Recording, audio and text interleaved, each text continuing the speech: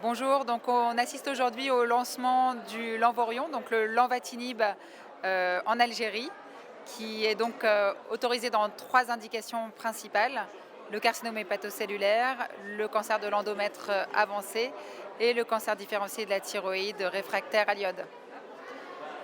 Donc je pense que c'est vraiment une avancée extrêmement importante d'avoir l'accès à ce traitement dans ces 3 indications.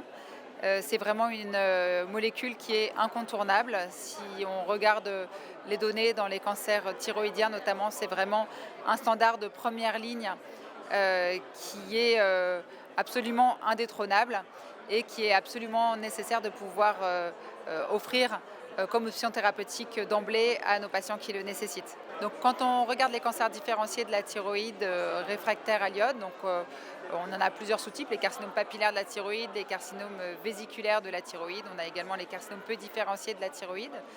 Donc on ne va pas proposer un traitement par inhibiteur de tyrosine kinase à tous ces patients. On va le proposer uniquement en cas de maladie métastatique réfractaire à l'iode, à condition que la maladie soit évolutive avec une masse tumorale significative qui nécessite un traitement, puisque dans un certain nombre des cas, on va avoir des maladies qui peuvent être indolentes parfois pendant plusieurs années, qui vont simplement nécessiter une surveillance ou des traitements locaux, des localisations métastatiques.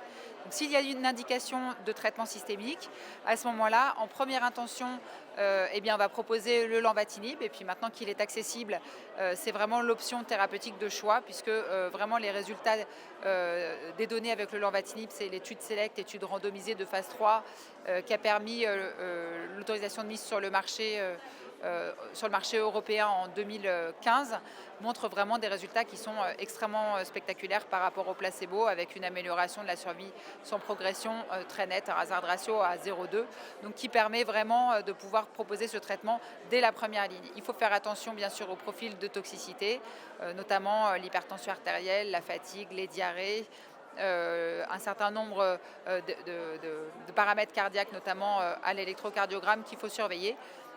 Mais à condition d'avoir cette surveillance régulière et bien rapprochée par les cliniciens, et ben, on peut permettre vraiment d'améliorer le pronostic de ces patients.